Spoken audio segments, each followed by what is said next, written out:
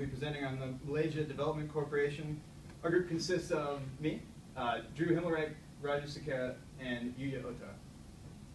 Malaysia's MDC was designed to create a homegrown ecosystem or homegrown industry, sort of from scratch, using government help. To some extent, the Malaysian government's plan was to use the NIS framework, the framework with which we will analyze this attempt by the Malaysian government. The results were mixed. It wasn't fully successful, and we're going to delve into the specific details of how all that happened.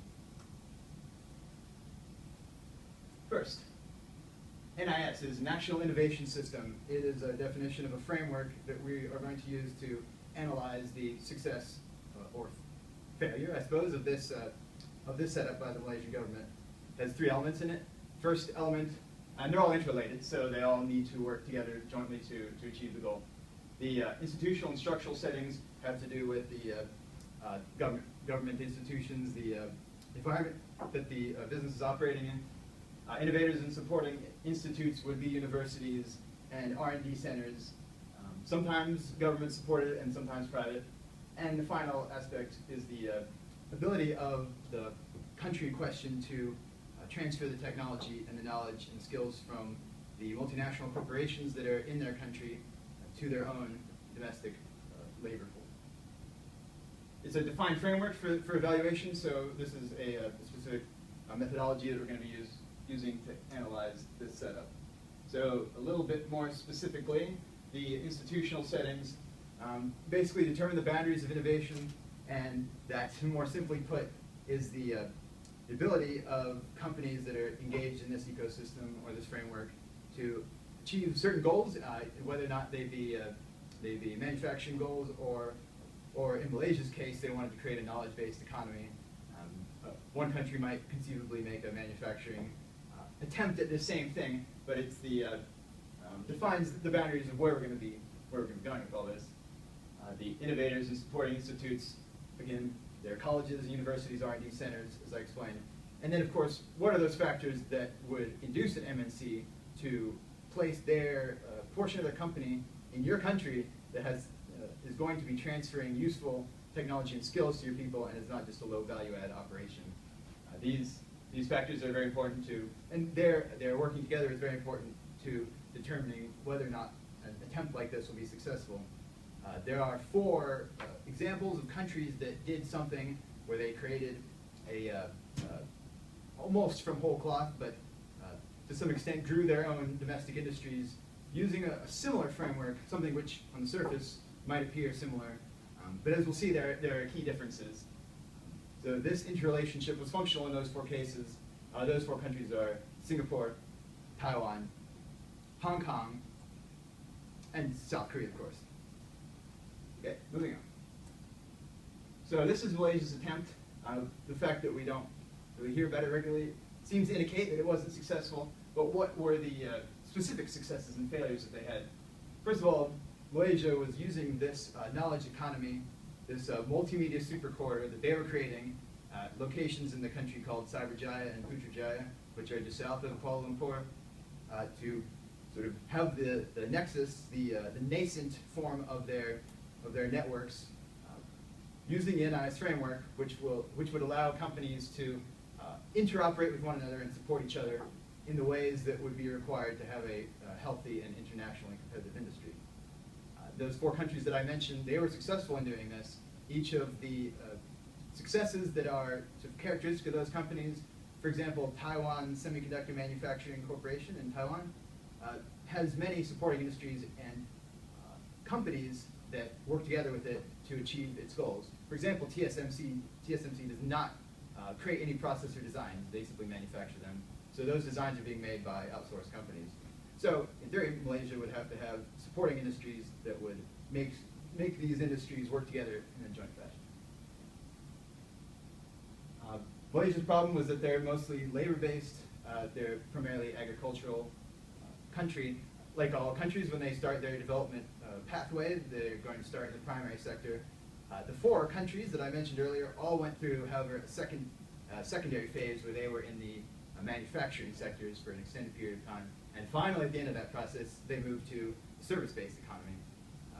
One of the first sort of things that stood out was the fact that Malaysia was attempting to skip the manufacturing. It appeared they were attempting to skip the manufacturing phase of this process. There were many incentives to set up a company in Cyberjaya. Most of them are temporal and tax-related, basically attempting to minimize the barriers to entry or the constraints that were affecting Malaysian companies, and I suppose not allowing them to develop this on their own. So the government was going to assist in that using the MDEC, which is going to be a one-stop shop to allow companies to collaborate with one another, to inform investors about the companies that they should invest in, and to basically guide the development of this industry.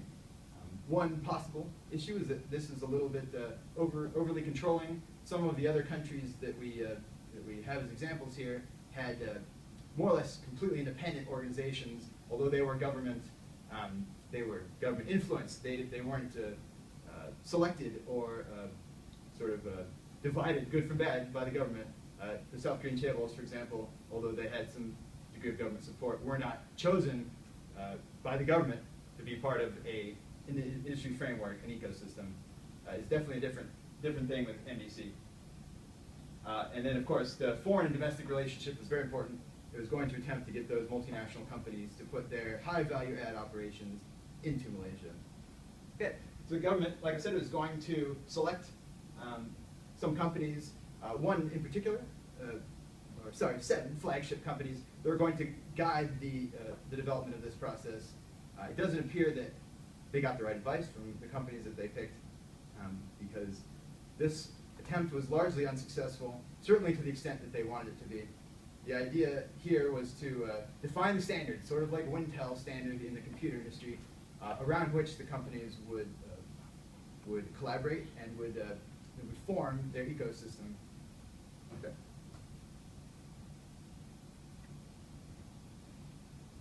Excuse me. Okay. And this, of course, was, I think the key point here, key takeaway is that you have to induce the MNC companies to put their high value-add operations in Malaysia so that you can train the human capital of the country to be able to make this their domestic industry, their native industry.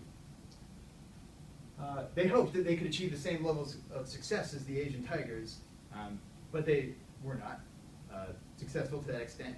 Cyberjaya is an existing institution. Our company is located there. Dell is one example.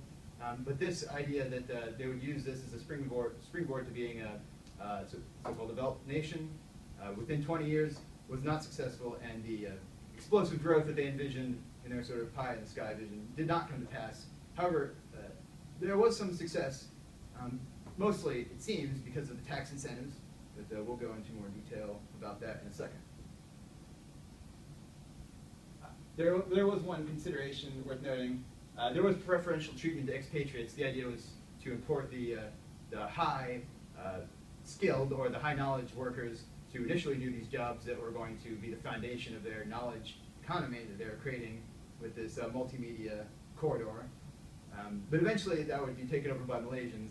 It seems like that wasn't perceived largely by the population, and there are many things happening, certainly at the very start of this process, that was a great distraction and sort of put the focus back onto what's going to be best for our people in Malaysia. And of course, one final thing is that Cyberjaya and Putrajaya was going to be the new capital of the country, the sort of place where in Kuala Lumpur the capital seat would be. And Cyberjaya is very close to that. It's a very limited geographical area, and really the politicians were the ones who were seeing it day in and day out. The public at large didn't see this geographically isolated area, and that's because the expansion that they were planning never materialized. So they got to a point when they realized this is not going to happen the way that we thought it would. The knowledge-based economy was not panning out. It was just not going to happen. So they pivoted, which is something any startup might do in a similar situation. But it seems that this pivot was more based around what frameworks and institutions and structures were in place that could be supported by the country. So we have a limitation on high-skilled workers. The result is that the industry and the ecosystem that was possible to formulate was based around possibly a lower skill level, using the benefits of being closer to the target market, of having a lower labor rate, of perhaps some of the tax incentives were useful, but the idea that they were going to create a knowledge economy from wholesale didn't pan out because there's a fundamental failure to understand some key aspects that were going to allow all this to happen. And this is really the place in the NIS analysis where we get the answer to the question, why was this not as successful as they wanted it to be?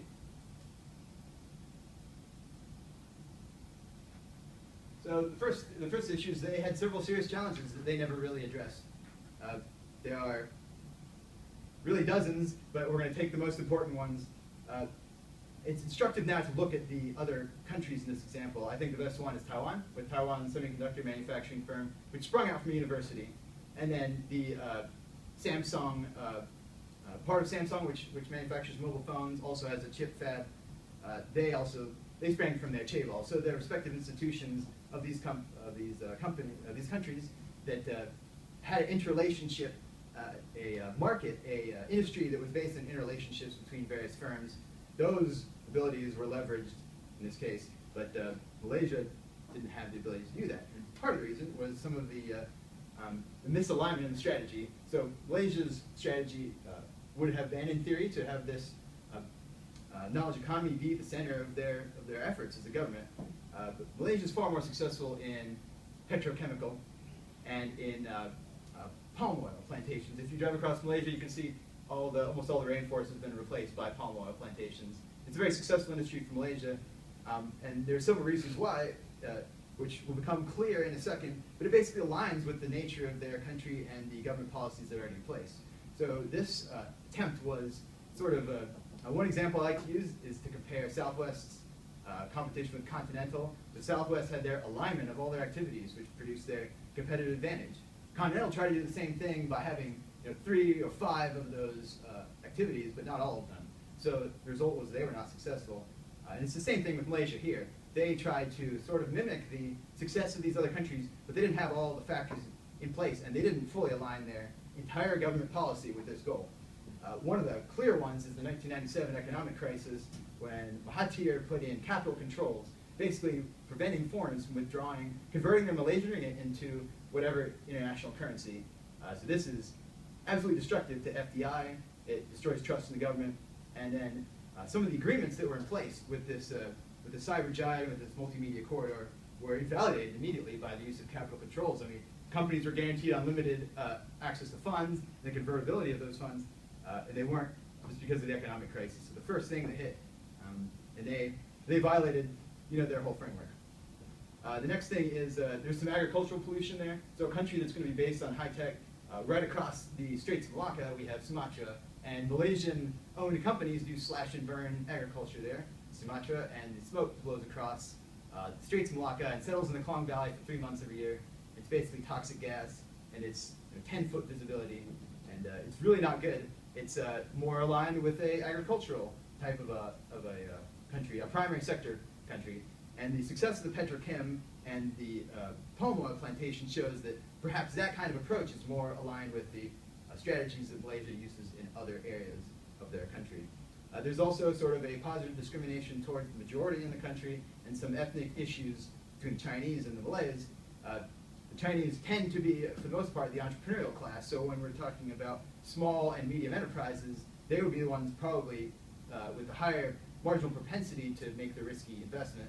Whereas in larger companies, the positive discrimination would sort of induce more Malaysians to be part of the organization. So in your palm oil and in your petrochemical, Malaysians have an excellent, or Malay ethnicity Malaysians have excellent access to these industries. Whereas on the small and medium enterprise, there's perhaps a degree of mistrust because of the discrimination faced by Chinese, or perceived discrimination.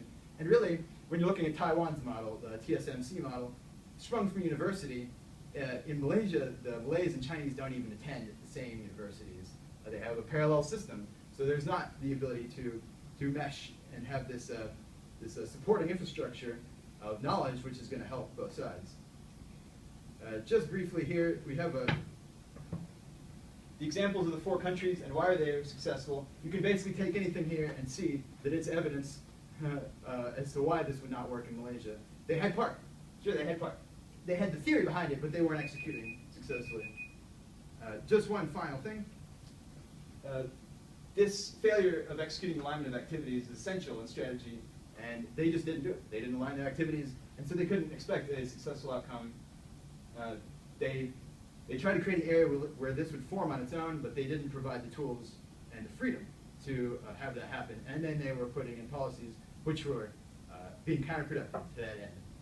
So as a result, it wasn't as successful as they wanted.